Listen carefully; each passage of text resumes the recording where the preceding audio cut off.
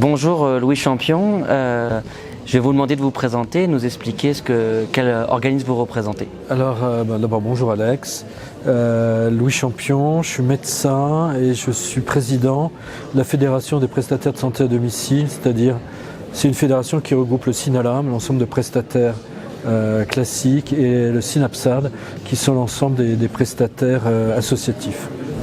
On est au congrès 3S et on vient de sortir la table ronde sur quelle place pour les fabricants de dispositifs médicaux et les prestataires de santé à domicile pour la prise en charge du patient apnique.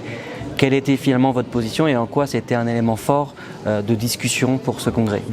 Première chose, je vous remercie Alex, je vous remercie vous et puis le congrès 3S d'avoir mis en place cette table ronde. Qui est évidemment un sujet qui me touche et me concerne fortement. Les prestataires dans la PPC ont été d'ardents supporters de la communauté médicale. Il faut quand même toucher du doigt que le programme de santé publique français dans l'apnée du sommeil, c'est le grand succès inégalé ailleurs dans le monde. Entre le télésuivi, le nombre de patients pris en charge, l'observance et donc l'efficience globale du programme, c'est très très remarquable ce qui s'est passé. Aujourd'hui, on est dans la double injonction d'une contrainte de compte public massive. La dépense liée à l'installation de la PPC chez les patients, c'est environ 1 milliard, avec une croissance qui est forte. Et en même temps, on a appris avec le télésuivi. Donc ça a permis d'échanger avec à la fois les académiques, vous, les prescripteurs. Il y a différentes catégories de prescripteurs, entre un neuro, un médecin généraliste, un pneumo, un cardio.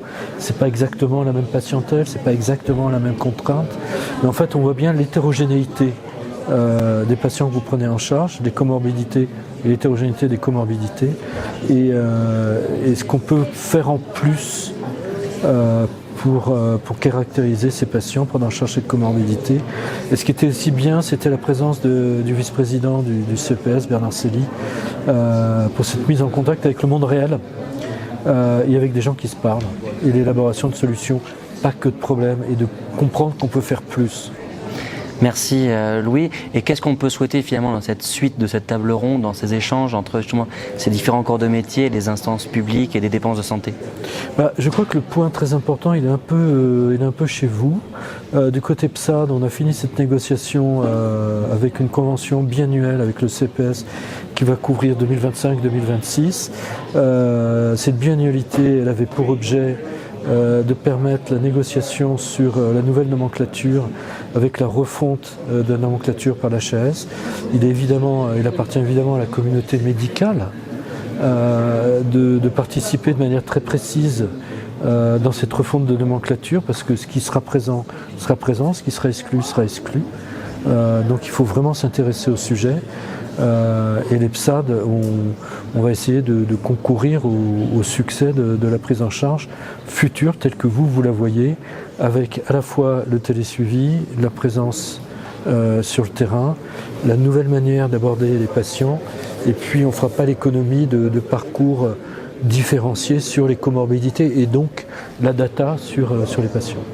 Merci Louis Champion, merci à la FEDEPSAD pour sa présence et son soutien. Merci. À bientôt Alex.